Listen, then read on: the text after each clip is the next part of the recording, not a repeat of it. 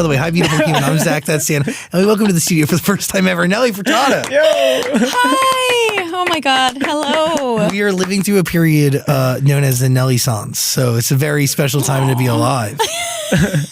We should unpack it, but first, Dan, what are we? Friends, coworkers. I don't know how to I describe asked it. that if they were besties or just colleagues, and seems like a loaded question. It was a loaded question. That's a question for another day. It's all about you I today. disarmed you? Okay. I like this from us. Thank you for being here. I really appreciate it. Oh my God, this is so fun. I was looking forward to this. No, this is same here. Like, we interview artists all the time, but ultimately it's very different when you have, I don't know, like a genre shaper and... Wait, can I just tell you, sorry to interrupt, but this is one of my first podcasts I've ever done. What? I've literally done the Emrata podcast and this. Well, welcome. Thank you for Thanks choosing for having us. me. No. Thank you. We obviously have an album to unpack, but we also have like a whole catalog to discuss. And there's so much behind this album that is different than any other project, I think, but I don't fully know. Is that kind of safe to say? I don't know. You heard it today for the first time? Yeah. I know. Today I was like, please send them the whole album. It's great. I got to say, it is both nostalgic yet so present. Yay! You really hit on everything. Good. Beautiful. Glad you got the coding. I mean, but the process for this one different than anything you've ever made before? Totally. 100%. I was just in there like free balling. Just like... I was just completely free balling in there, just like going wild. Just like the sessions would end at 8 a.m. There were like no rules. It was just like my own, me making it just like with like no rhyme or reason. Just kind of like, I need to make stuff and I'm going to make the album, the album of my dreams with just like the sessions never end and they go till 8 a.m. and I invite whoever the hell I want. I invite everybody in the room to sing on it, even if they've never sang before. Or I'm going to invite my friend's mom to sing on it. Like, just like really pure. So, okay, it starts from a place of purity, but like, and you're doing it clearly your way. Yeah. Okay. What about the other album process? Like, okay, you can name it just a random one. Yeah. Like, you can go to the entire catalog and look at any of the past albums. This is done totally by your direction? Yeah. Like, it's just me deciding, like, who I want to work with. And just kind of like, well, because the reason why is my last album was, like, an indie album. Yeah. Like, The Ride. So I did that kind of on my own, too. Like, I just decided I want to work with Don Congleton. And, like, because I really love St. Vincent. And then I met her, and she hooked me up with him. So I literally just went into, like... this alternative universe, literally, like in Texas, and his studio used to be a morgue, and I just went there. Like, so I'm a very full-on person. If I go somewhere, I go there. So, I all of a sudden was in Texas all the time, and like all my friends were like visual artists, and we were making this cool alternative album, and then, I was doing like performing with the Color Guard and like David Byrne and like Blood Orange, and like it was like. I've like just so cool, just so much cool stuff I always wanted to do that I never had the opportunity. It was like, I guess like a pop singer from before, you know what I mean? So it was nice to unpack everything and just completely deconstruct, I would say, And then I had a period of time where I wasn't making music at all after that because I had two of my younger children like within 14 months of each other. So I have 3 kids, and like my 2 youngest were like basically 1 year apart, 14 months apart. So I hadn't set foot in a studio in like 3 years. So by the time I got to the studio for this one, I was like, oh, wait a second. Like, I like need to like rediscover this part of myself, and then also really lean into like the producer side of me, which I've always been. Like, I've always had a hand in co-producing or some elements of production in all my catalog that you hear, but it's like it was kind of like taking that to the next level and really orchestrating like sort of like chaos and just being like, we're gonna like have 2 rooms going, and I'm gonna like invite people by like after their concerts, or like I'm gonna just text whoever like whoever's in town and whoever can make it, and just like yeah, sorry, I can ramble, so this could be dangerous very quickly. So just interrupt me. It's exactly why you're here. Interrupt me. Please. It takes you 4 years though to make 7, correct? Yeah, like it's coming out in September, and I first set foot in that studio 4 years ago. And I know this like chronology very well because I know like my daughter's turning 21, my oldest in September, and like she was, I guess, 17 because I brought her with me those first few sessions, and yeah, that was like our bonding time in the studio. So like I really remember the whole arc of it because then I started playing shows, and then it was like really crazy because I started hearing my music everywhere. Yeah, because then, it blows up on the internet. Yeah, and I was already making. It was like it's been very meta for me lately. So okay, It's been insanely meta. Let's unpack that. Yeah. You're in the studio working on this new album, and then the songs parallel to that are starting to blow up, right? Yes. And at what point does your daughter really get involved in the creative process? Well, I think it was kind of like sort of like the fall before that, and she's like, "Your songs are trending on Twitter, not on Twitter, on TikTok, which would have been like, I guess like 6 months at least before that first session, or maybe more, and I was really unfamiliar with TikTok at the time. Like now I love it so much, but at the time I was like really like didn't really know how to use it like 4 or 5 years ago. And anyways, so like it's like I see like okay, Promiscuous is trending, but and then Say It Right is trending, and then like there's DJs like remixing old stuff again, and like I start in this process. I'm also like slowly going through like a painful like breakup and heartache, and then I start going out more because I'm like single again. So I'm like, okay, I'm out at the club for fun. I'm trying to get out. I'm making music. I've got to be out listening to music. So I hear Promiscuous at the club and people are dancing to it. I'm at like a house party and they play I'm Like a Bird, and it's like jamming. It sounds so good. And then I remember Zach Bia played it before Post Malone came out in Toronto at the Scotiabank Center. He played Give It To Me or something. And I was like, okay, I get it. I'm getting the signs here. Like I need to like people want to like have fun in my music, you know, and just like it just kind of all clicked for me. And then I was getting invited to do stuff. Then like Drake invited me out on stage at OVO Fest, and then I got a call like from Australia to do a New Year's show, and that's how I met Dom Dalla. And it was like, and that leads into a collaboration. And then, the craziest thing was in Australia. I walk out from my like first festival show, first show in like 5 freaking years, okay? The last time I did a show, I was like 6 months pregnant, you know? But then here I am 5 years later. I'm in Australia. It's New Year's Eve. So I've booked like the most difficult thing you could possibly book after never setting foot on stage for 5 years, which is typical me.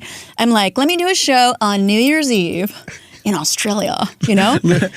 I rehearsed so much for that show because I was freaked out. I'm like, this has to kick ass. I have to be amazing, you know? And so I was like rehearsing, schedule more rehearsals, like spending a long time on my like costume, the whole thing, choreography, just like doing the things, all the things, because it was literally half an hour show, and I was like, this has to be amazing. And then along the way, I'm making friends and like collaborating. So I meet like S.G. Lewis before them, and he's on the festival, and then Dom Dolla's on the festival.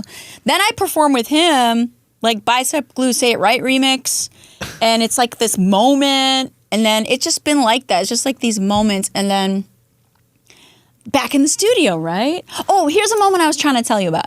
So I walk out on stage at Beyond the Valley. So what to me is just weird, like, oh, okay, Promiscuous, okay, I have songs on TikTok, cool, just like lore to me, you know what I mean? But then I get out on stage and I'm like, who the fuck are these 20-year-olds singing my songs? Yeah. In the front row. Like, I was like really surreal. I was pinching myself. And I'm just like, whoa, this is like real. Like, that's when it hit me that it was like real, that there were like new people discovering my old music. And it was cool. In that moment, do you realize that the music you created is genuinely timeless? It started to hit me then. Like, it started to, but I didn't like absorb it because I don't know why, but it's like really hard for me to like see myself like in that way. Like I'm just somebody who loves making music, you know? And I've always been just like the music nerd, and just like I saw a friend of mine recently who I've known since I was like 12, and he was like, you know what I love about you the most?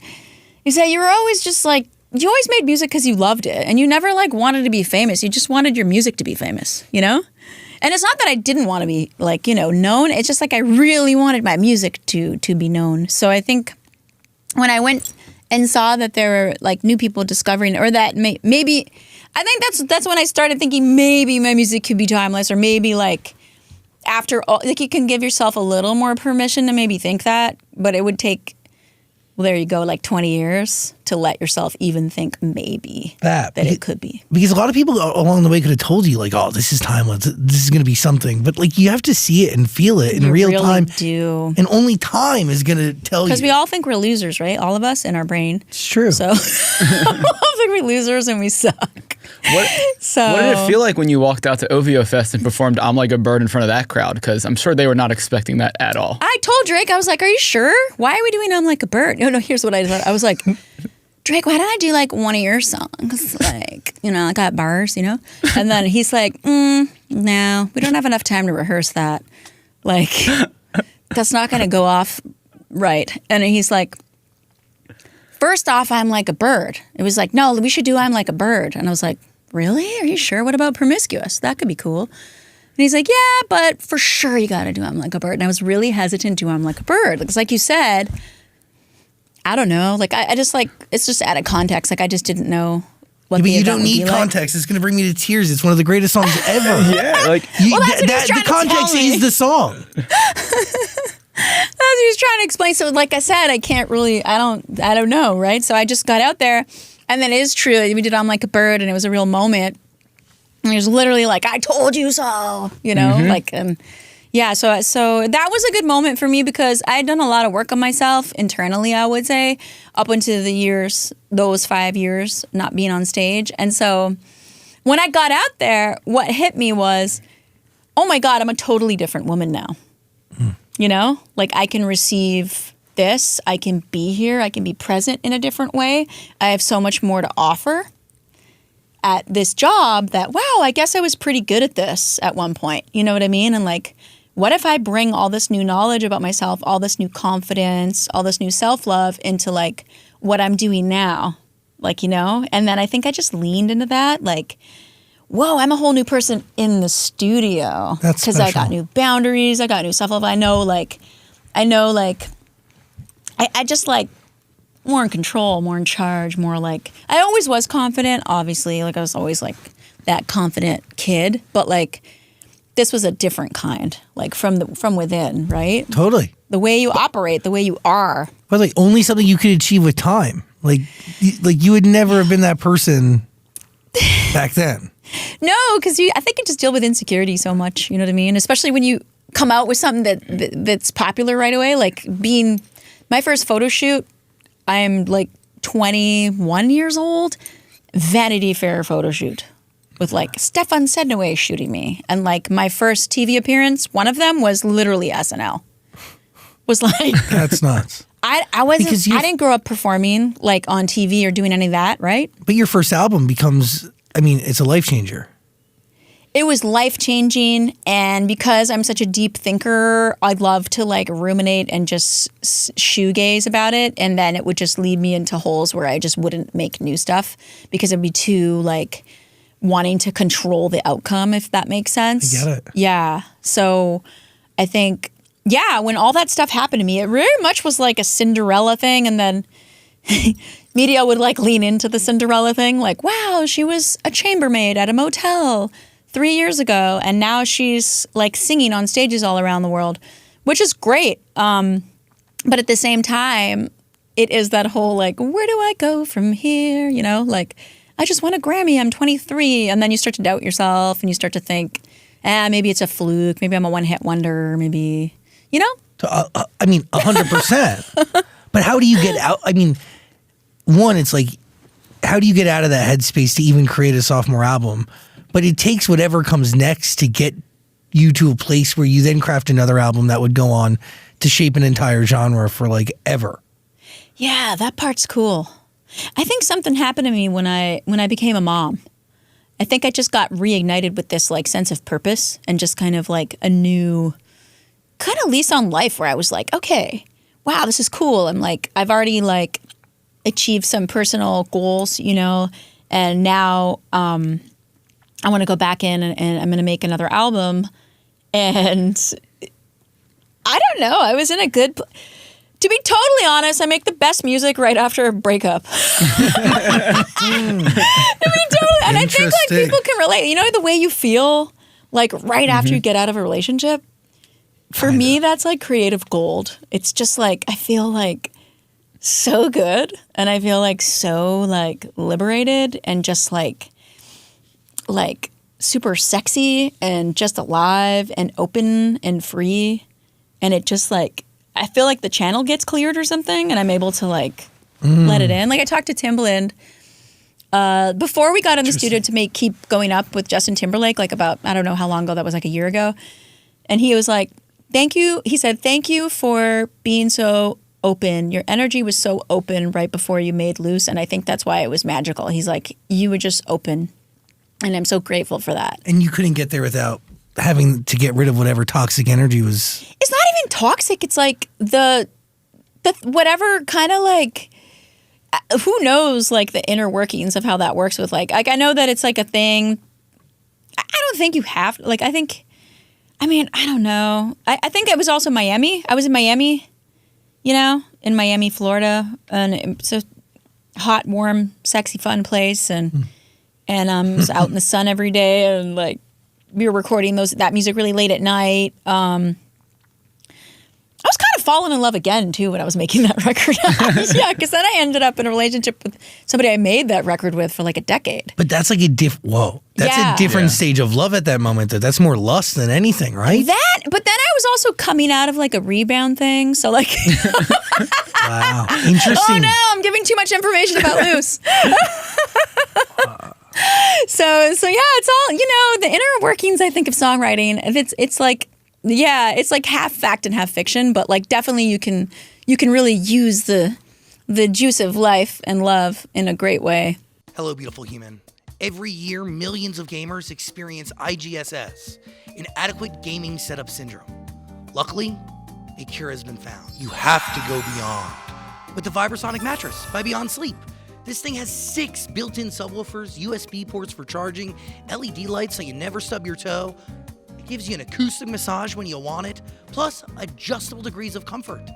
This right here is the best way to game ever. Cure your IGSS today at BeyondSleepTech.com.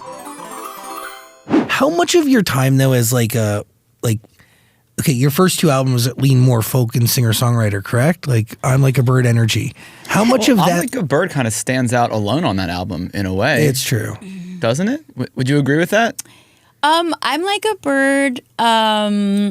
Maybe there's like a few hippy dippy sort of folk mashup songs like Hey Man, I would say on that album. But yeah, some of the other ones are more like fusion, like a bit like world music gone sort of for a club setting in a way, because I remember I would play some of those songs at huge festivals and I'd always feel like, oh my God, this would sound better in a club. And like that's kind of why I made Loose as well, because I wanted stuff that would sound good in arenas. But Folklore, yes, was very fusion. Yeah, and it's a fan favorite. A lot of my diehard fans, that's their favorite album, Folklore. It's giving original Taylor Swift energy, okay? But like, but how much of like that songwriting energy and that songwriting process remains for Loose, or is it all kind of thrown away and just done from a different place? Wait, what do you mean? Like, the songwriter? Oh, that's such a good question. The process used from You're the first right, 2 because I didn't do that at all. You're right. Okay, that's a great question, because I used to write all my songs on guitar, like a lot of them, but never all of them, but a lot of them. Like I'm Like a Bird was guitar. You can kind of tell. Have you heard of the Oakwood Suites? No. In West Hollywood? So there's a place where dreams go to. Oh my God, it's where like little be kids born like, and maybe occasionally in Burbank die, maybe. But it's like a hotel, like long-term stay place. Yeah. Well, that's dark. Yeah. So I was there finishing my album, and my 2 co-producers were older than me and grown, and they had partners and wives and sometimes kids. And there I was, 20 years old at the Oakwood Suites. All my friends are in college at cheap pint night or whatever. And I was there like by myself in the Oakwood Suites and making an album. And they're like, you write some songs before you come to the studio. So I wrote 3 songs that day. And the 3rd song was I'm Like a Bird. And I brought it to the studio. But I literally had no friends. I had like no friends. I had one they were like parents to me. I'm still friends with them to the day. And I would go to do their laundry on like Sundays in Marina Del Rey. But yeah, so that's sweet. It was very sweet, yeah. But that song is born out of a place of you genuinely just wanting to get away. Kind of. I think like I was just like, I guess I think the song was popular because you were hearing like the female voice say, I love you, but I don't need you. You know what I mean? Like, kind of like, yeah, you know, you're beautiful, but I have other dreams that I want to accomplish outside of like, just like a relationship. You know what I mean? Which I think at one point you have to do when you're young. You kind of do have to kind of like go out on your own and, you know? And so I'm Like a Bird was kind of like that idea too. And correct me if I'm wrong, you wanted On the Radio to be the debut single, right? Not I'm Like a Bird? Yeah, because I think like I knew the album was so cool and had so many different sounds. And to me, I'm Like a Bird was like the most poppy song.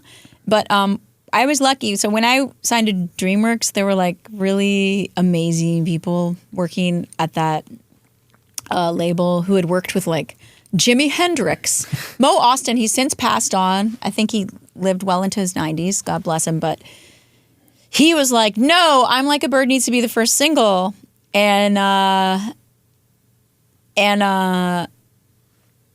was like, okay, they must know something. Because I think like you need to listen to, like that's the balance, right? With being an artist, you have your own voice and everything and individuality, but you also have to listen to people who are experienced. And like these guys had been doing it for a long time. And it was like, so anyways, yeah. So they picked I'm Like a Bird, and I'm glad they did. But Shit on the Radio I also wrote on guitar, actually. Actually, yeah, that's my whole little guitar part in there. But I think that, I don't know. I've always liked both, to be honest. I've always collaborated with DJs too. Like even as a teenager, like my friends, we'd make like trance music in their basements or whatever. Yeah.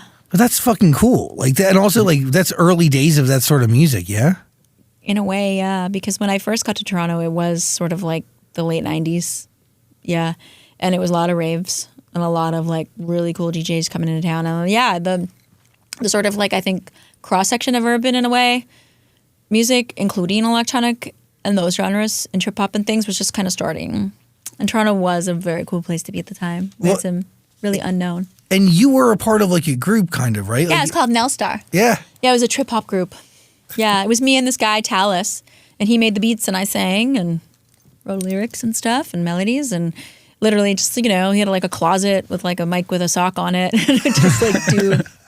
But I feel like that's where I started honing the sound of like sing rapping, you know, just kind of singing fast because I couldn't like fit everything I wanted to say in the singing line. So I would start like kind of rapping, but singing it still. So that's what I did on Get Your Freak On Remix with Missy when she invited me on a Get Your Freak On Remix. Yeah, so it's all Toronto, just from being in the authentic, original sort of Toronto, sort of late 90s, sort of pre-total explosion, I would say. There is an elite class of Canadian musicians that are your peers. And it is like very small, but it's also pretty wide. And the cultural export is super powerful. It is crazy to think about, right? Like it is, when I think of like the greatest Canadian musicians, there's so many and you are top of the fucking list. Thanks. I don't think so, though. You don't, what? There's so many greats from Canada. Like, what about Joni Mitchell and Neil Young? Okay, and like I would put them up. Duh. Celine Dion, The Weeknd, Justin Bieber, Avril Lavigne, Carly Rae Jepsen, Alanis Morissette, Carly Rae Jepsen, Nelly Furtado, Justin Bieber, Drake, Marianas Trench. Yes, Tragically Hip. No, there's a. I mean, do we say Alanis Morissette? Yep. I probably missed somebody like amazing. I got to say, you guys have an amazing. Robbie Robertson, the band.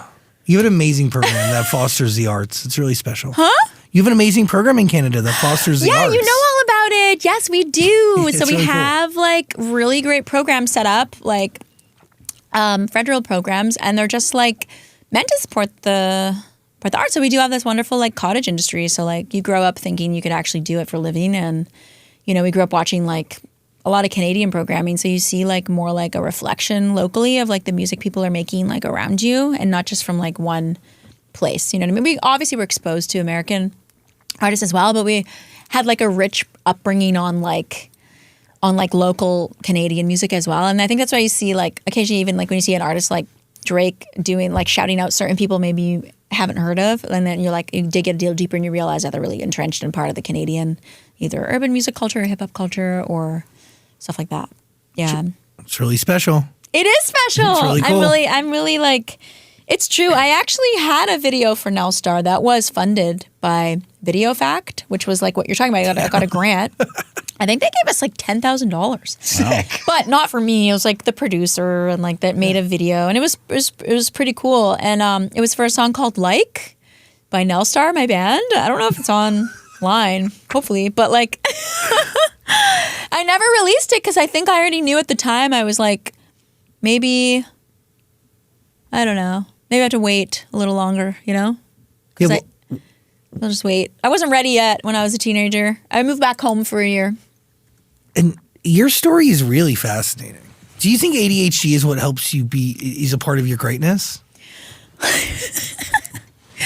Yeah, I think ADHD is so helpful. It's just like kind of like, I feel like it's just meant to be this way, yeah.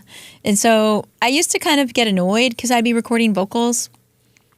And so when you're in the studio recording vocals, it's like your headphones are on, there's like a paper in front of you, whatever, and you're like singing, or like maybe have the lyrics memorized or whatever. But I'd get so annoyed because then I'd just start writing another song while I was recording the song. Which would happen to me when I also was when I was cleaning hotel rooms at the Robin Hood Motel in Victoria. I was through my teens, like 12 to like 18 or something. They had these chambermaiding reports. They were like pieces of paper, and you had to like I don't know if they were like for the guests, like to fill out like form, but I would just use them to write songs. So I'd be cleaning, and then I'd be like, "Oh, songs come to my head again," and that's like ADHD. That's ADHD. And then you'd be like cleaning. So I have a lyric on my first album. It's like, I'm cleaning my dirty mind like a toilet, but it won't give it. Because I was like cleaning the toilet or something. And then I grabbed the paper and I like feverishly writing lyrics down, you know, like. That's iconic. And my mom would be like, are you cleaning or writing songs? And she'd like be pulling these things out of my little like cart, my little cleaning caddy thing. Yeah. Does that still happen now? Like, Yes. You'll be doing one song and think of. I was just telling an artist, so a lot of artists have been sending me collabos lately, like that's new tracks they want me to be on. And I was texting an artist going, I'm so sorry, like I have not listened to the song you sent me because I refuse to listen to anything unless I'm in the studio with a mic on. Because that's the other thing, is that when I get inspired, it just kind of comes through me and I have to record it.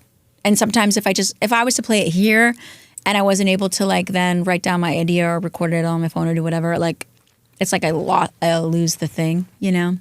You need to be in that zone. Just in case. Yeah. Well, what if it's like really amazing and I'm not, I don't know. You're not ready. And I can't do it. Yeah.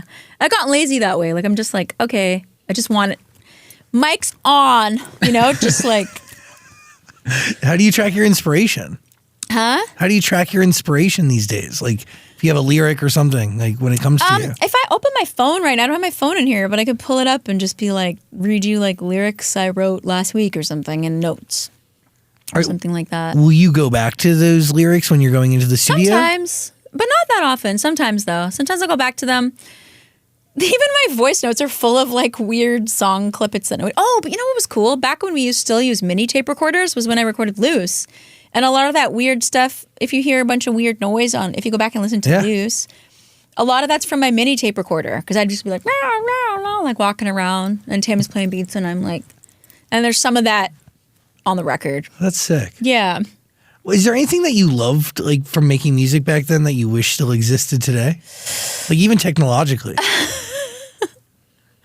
Actually, it makes me laugh because that technology was on its way out even when like during Whoa Nelly, in a way. People, of course, still use tape and everything, but to record. But I do remember there was this one thing we did on tape for I'm Like a Bird, and there was this one ad-lib or something, and like my engineer and mixer Brad, like he had to cut the tape and like put it back together, and it was like a big deal. It was like so much suspense.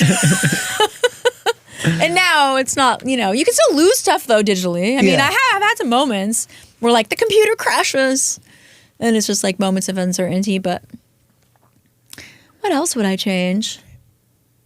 I was in the UK recently. I kind of missed Top of the Pops. Oh. Top of the Pops was fun. Yeah, that's a TV it was show, like very right? old school. Yeah, just a bunch of people like performing. Yeah, like not like TRL, but more performance driven. TRL was cool though. I liked Tiro. See, like, do you miss going to radio stations and like shaking hands and stuff and doing I performances did a in lounges? lot of that, Oh, especially yeah. when I was promoting I'm Like a Bird. Can imagine. I used to record voicemail. So we would. Do you really want to hear this? Yeah. Like, Yeah. is this boring? Okay. No. So when I was about 21, the label sent me on the road with the radio rep. Shout out Mark Ratner. That's what his name. He had myself, my guitar player Mike, and my tour manager Tim. So picture me. I'm 21. Again, my friends are at college drinking beer, and I am on the road with 2 grown men and one my guitar player, who's out on the road, and we're visiting, I think, 6 radio stations in one day, sometimes in 3 different cities in one day. It's so crazy. So we're landing in the U.S. and then we're like getting the rental, going to the next radio, and then I would play the pizza parties. So they would have the pizza in the lunchroom, and then some people would be there just for the pizza, but some people might take an interest, and I would say, "Hi, I'm Nelly Furtado," and then I would sing "I'm Like a Bird."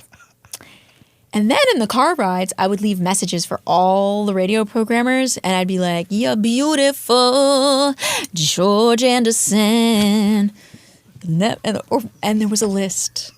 And Mark had, but hey, it worked. became a hit. Yeah. I mean, this song is great and deserved to be a hit. And like, you could always make the case that you didn't need to do that, but it worked. Like, it all worked. Yeah. And they loved it. My order was the steamed soy milk at the Starbucks drive-thru for lunch. It was like before Starbucks had food. Yeah. It's like, what's for lunch? Soy steamer. On to the next. We got radio stations to visit. But Some of the things they would do were quirky too. They'd have like Jell-O eating contest. Yes, and you'd be performing. Yeah, I performed at Mall of America too. Yeah. But I mean, that was fun. I mean, I don't remember when, but like, there's like a lot of different. I don't know. I'd do it all again, and I mean that. It's different now, though. I mean that. None of that really exists. We worked at a radio station that did the running of the Chihuahuas in Chattanooga, Tennessee.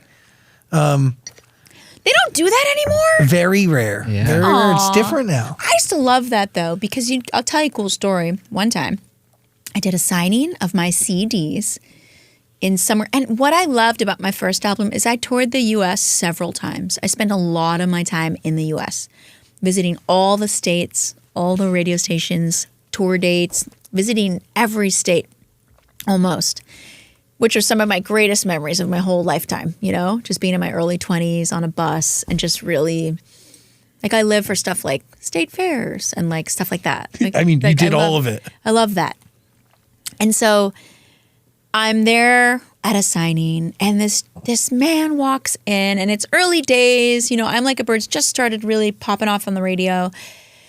And this guy comes in, and I'm 20, he's probably in his 40s, I don't know, but he walks in with a CD and he goes, "Hello, I really wanted to come here today because I want to tell you, like, I'm a truck driver. I spend a lot of time driving, and your song came on the radio, and I love it so much, and it just gives me this feeling, makes me feel away." And it was just like the purest, like most humble, like No, I totally get it. encounter, and like sometimes those first, memories like that, really, they kind of stick with you. Oh, but they also shape you the way you're going to view what you're doing moving forward, right? Like, instead of having a bad memory so early on, you had a good memory. So like, it put all the work you were doing into different perspective. Yeah. Dude, radio is different. We were on the radio for a long time. Radio, Yeah. we got many messages like that. There's nothing like it. Nothing is personal. Nothing, and for it to take any, it'll come back. Everything is cyclical, but like, it is so special. It is special, and it's weird. Like, what you did back then doesn't exist today. Artists don't go and play lounges or pizza parties. They like make 1,000 TikToks a day. I know, but what's weird, even weirder is I love making 1,000 TikToks a day. So what do you love more? And I feel so blessed that I like how it is now too, because I think it's because I was made for, like, if TikTok existed when I first came out, I would have loved it then too, because I've always loved creating my own narratives. You know what I mean? Like, I was never happy to just like go with the standard like marketing plan or like whatever. We were always doing weird stuff, like, let's put out like 3 songs in the same day, and one is like featuring like a Puerto Rican rapper, and it's like Noah Igual, we'll do the video in Puerto Rico, and then we're going to release like Maneater in the UK on the same day as Promiscuous in the US. Like, my kind of like my manager and I coming up with weird things like from the beginning of my career. And I used to like put up posters, and I feel like my own posters, for my first showcases, and people would be like, who put up these posters? These are weird. And it'd be like a drawing I made. I'd be like, it was me. I had to promote the show. Like if that's never stopped, like my management probably so annoyed with me because like I'm just literally like, I'm just very unorthodox. I'll just like decide to promote my own stuff in different ways that I think are interesting just because it's fun, like, but to entertain myself. And I think it's, again, ADHD, right? TikTok is fun. Creating moments, creating your own narrative. That's what social media is, like, it gives you. It's what music is too, right? Yeah. Oh, yeah, because that's what I love, is you can, like, directly talk to artists online and, like, get and make remixes. I just did that 2 weeks ago with this Brazilian DJ Arana. He's from Brazil. I think he's, like, literally 18 years old. And, like, we started talking about doing a remix, and then I was like, screw it, I'm gonna send him the vocals, and and then he literally was playing in a club the next day. But this is life, and you've adapted beautifully. Yeah, I feel like I really have, to be totally honest. You should be very proud. I don't know if you have been nervous about it, but you used the word lore perfectly earlier. Yeah. So you're doing great. Thank you. Honestly, it's been a gentle evolution, right? Because I've had the gift of like making the new music and getting slowly acclimated while being out playing shows again, and while what I realized early on too, I learned a lot from the DJ community, right? So like picture me just kind of like talking to Dom Dalla and making music with him, but then meeting him at Beyond the Valley, where he's taken it to the next level.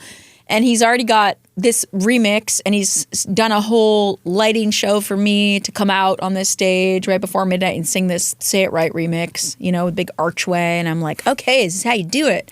He's got everybody like filming him. He's got a whole crazy socials team and visual team. And then before that, I say also, Dom, give me one of your remixes. So give me like let's mash up. He mash up Take It. It's Take It. Yeah, Take It with Give It to Me. So one of his biggest songs with Give It to Me.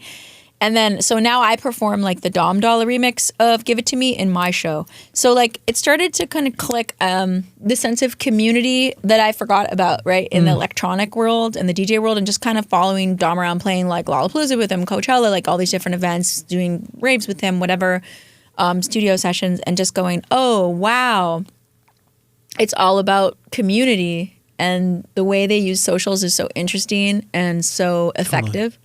So I don't know. I guess I'm a quick student. Just kind of like a quick student, I would say. It's cool. I mean, dude, the DJ community, like you're right, it is community. Plus they're also all students. Like they're always learning and trying to be ahead of something. And you're never stop. You know what I mean? Like it's about the next thing, you know what I mean, that you're doing. It's like, yeah, like even I have this whole album, but I'm already thinking about some DJ Arana's remix. How many clubs has he played it at? Dope. And he'll send me videos like, look, I played it in Paraguay tonight. And I'm like, yeah. Like, I don't know. That's my vibe. Like, I love that. That's so cool. Because that's how I was when I was 14. Like, I'd just be like, there's a house party, there's a bunch of DJs, there's a mic, there's an open mic. Yeah, but that's like blind confidence and blind naivete that like goes away with age.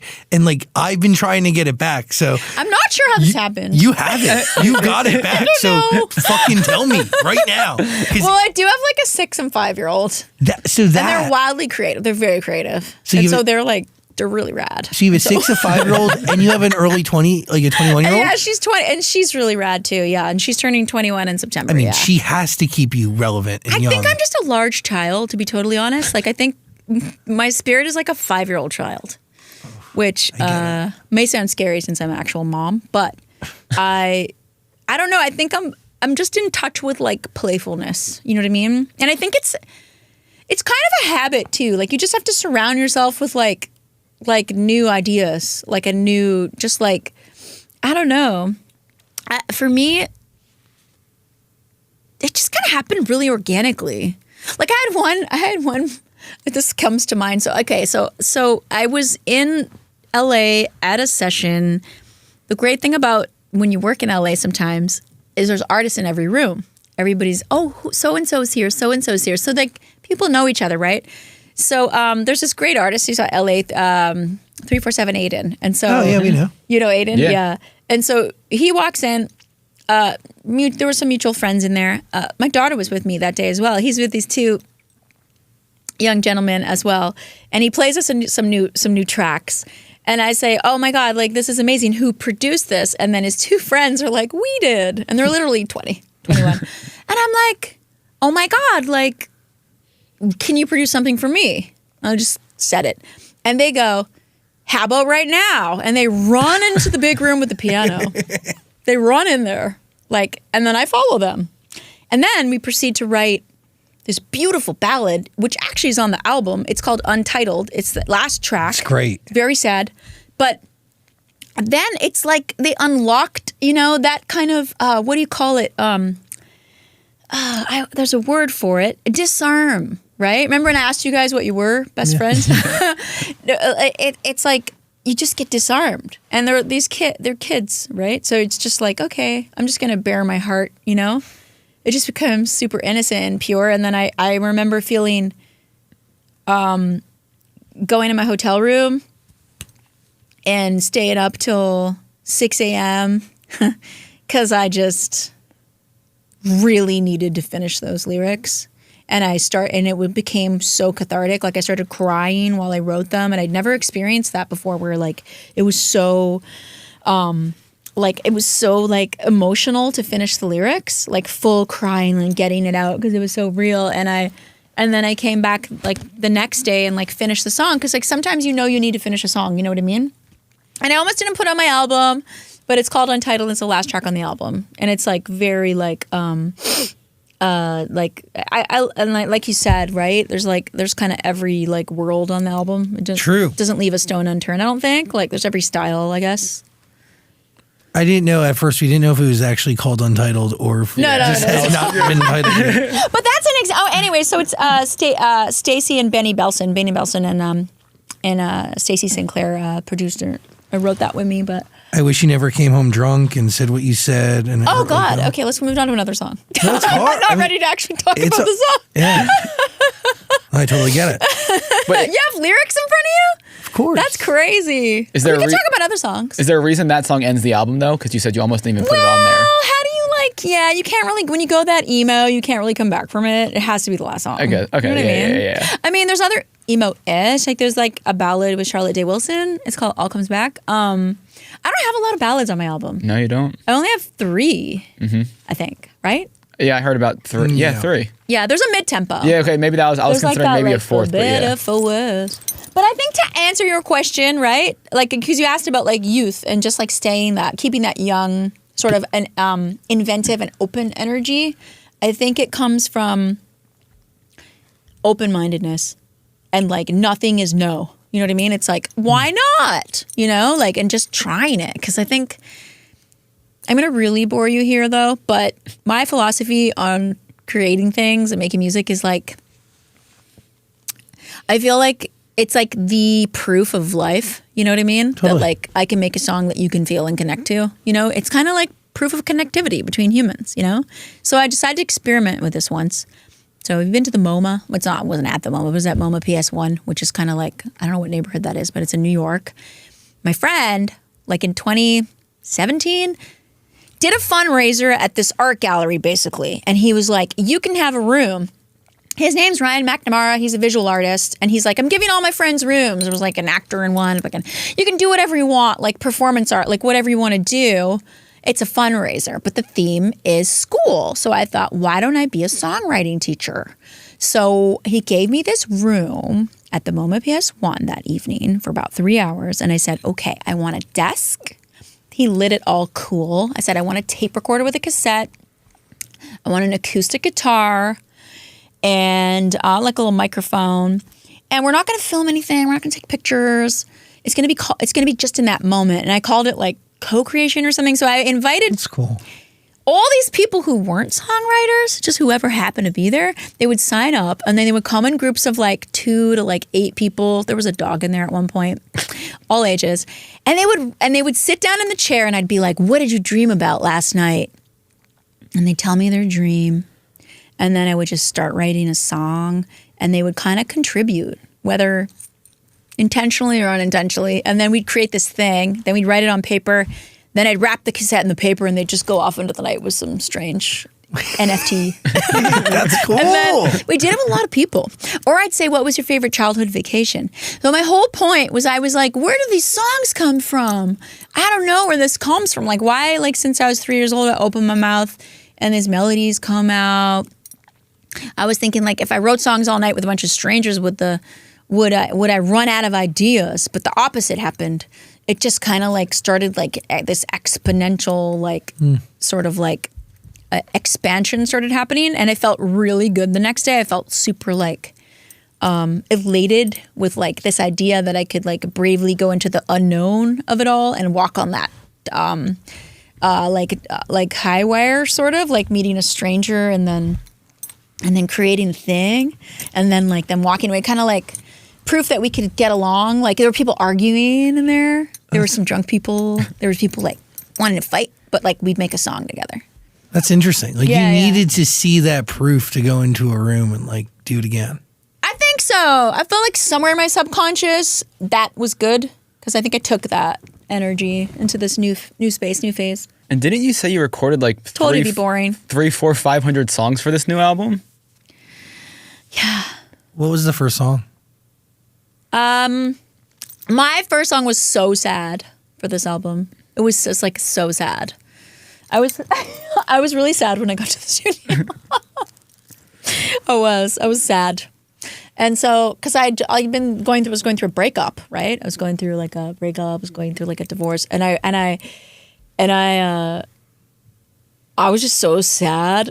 And it was like, what song was it? It's not on the album at all. Like I had a whole other flush out, the first few months. What was it called? Yeah, it was sad. Well, so you It was needed like I never gave up on you or something. But like, how many songs did you need to get out of the way before you were able to like craft something that could make it out to the public?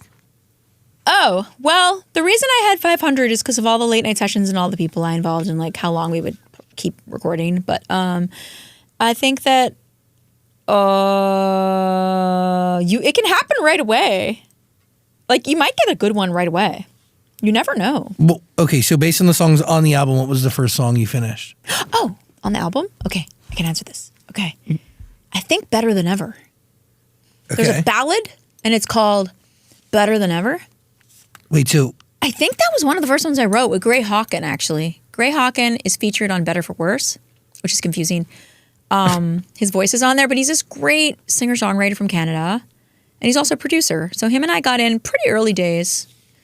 And the first day I met him, we wrote Better Than Ever on piano because he's a really good piano player. I'm trying to find it on here in my notes. You don't have it? You made me hurt, Thompson. The pain was at 11. Crossed my heart, hope to die 1,000,000 times. Wait, is it on? Is it in the album? You made me what I number am. 12. That was me before Jesus. that. Had to go deep. Oh my God, you made me hurt. Yeah. Yeah. Sorry, I have lyrics that jump in my memory. And I thought I had you, but you wouldn't even mind. That one. Cried so much I forgot how to cry. But I gave it time. I gave it some time. And now I'm better than ever. Better than ever. Better than ever. Better than ever. That's beautiful. But that's something you've done more than once, right? Where you like will collaborate with somebody on one song and then they'll produce another. Totally. Like SG Lewis has 2 songs on this album. I know. I love the little love affair, like the little community going on the record. It's so fun for me. Like I love, like you're right. Like SG Lewis produced a song. It's actually my next single. The next one I'm putting out. I don't know if I'm allowed to say that, but is this live? Honesty. It's called Honesty. Mm-hmm. So SG Lewis produced a song called Honesty, and we wrote it together. And also Sarah Aarons helped us write it. It was amazing. And like, that song Meet Me in the Middle? I think I don't want to misquote. I think she wrote that. I think you're right on that. Right? I do think. That Maren Morse track. And so anyways, so SG Lewis produced this song, but then we were already working together on Love Bites that started way before that. And then Tove came on Love Bites way later into the mix. And then Dom Dalla has a production credit on another track on this album. Which one? It's called Ready for Myself. That's my favorite. Is that your favorite? That's my favorite, yeah. No way. Yeah, I like that one the What do you best. like about it, the beat? I don't know. I'm not really a lyrics person. I'm like the music side like of it. the music, So after yeah. listening to the album twice, that one kept sticking out to me. Ooh. Ooh, I love getting feedback like this. This is fun. Did you have a track you liked offhand? Do you remember any of the titles? I love Bites. Yeah. It's not really fair giving you something like a day before, but No. I listened to it 3 times though. We're pretty good, so I was able to get into it. Love Bites is your jam. Love Bites. I also love Crown. Crown's amazing. Crown?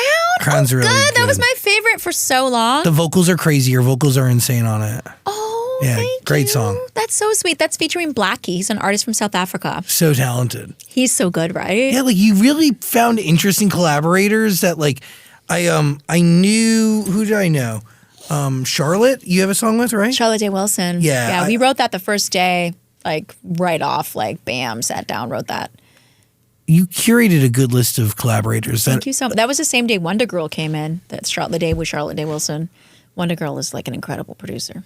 So, okay, like you literally were just going back to back to back. I was doing it on purpose. I'd be like, what if I bring Wonder Girl and Charlotte Day Wilson to the same session? But I'd tell neither of them, which goes back to that MoMA PS1 thing. I'm always like, I like bringing people together where I don't know if they'll get along. Really? They already knew each other, sort of. They had never met, but... Or not that, but I like this air of uncertainty is fun in the studio. Interesting, because people tend to be the opposite, right? Like they want safety, security, consistency, so they can be vulnerable. I want chaos. Interesting. Did Timbaland do that to you and Justin Chaos Timberlake? is so fun. Well, yeah, Timbaland's a good example because, like, not that he's chaotic, but we're the same that way. I think we're the same. We're just like explorers. We're like miners. We're like explorers. We're like, how deep down the hole do we want to go? It looks scary down there. Let's go. That's our vibe. It's true though. We're just like a little bit. I mean, Save Your Breath. A little bit insane. That's a crazy one. That's what I'm talking about. It's a crazy song. It's absolutely insane. Okay, if anything is like what the inside of my brain sounds like, it's Save Your Breath. If you're ever like, is Nelly normal? Listen to Save Your Breath and be like, no, confirmed. Because I'm not. And that is what the inside of my brain sounds like. It's chaos. And so sometimes I just gotta lay that down, man. I gotta be like, you know what? This has no genre, so I'm gonna make my own. And you did. It's called Save Your Breath. How many times did I save your life? How many ways did you throw me under the bus? Oh, I love that line. I don't miss you no more. Throw me under the bus. Throw me under the bus. I don't wait for your call. I don't want us to fall more and more. Tynomi Banks more. is featured on that song. You have like, there's a bunch of people. Banks, Charmy. Oh my God, guess what? The feature, she's Haitian, Charmy's mom, Will-Ann 108, she's in her 50s. She's in her mid-50s. And then my friend's mom, Tabby Johnson, who's incredible, really talented vocalist, actress. She's on there too. She's like 77. So I got the whole community on there, man. Wait, that's... And that's why I say this is community recording when I started off. And it's like the whole village knows what it is. Wow. By the way, you can listen to it. Join the village. There's a link below. Code on the screen.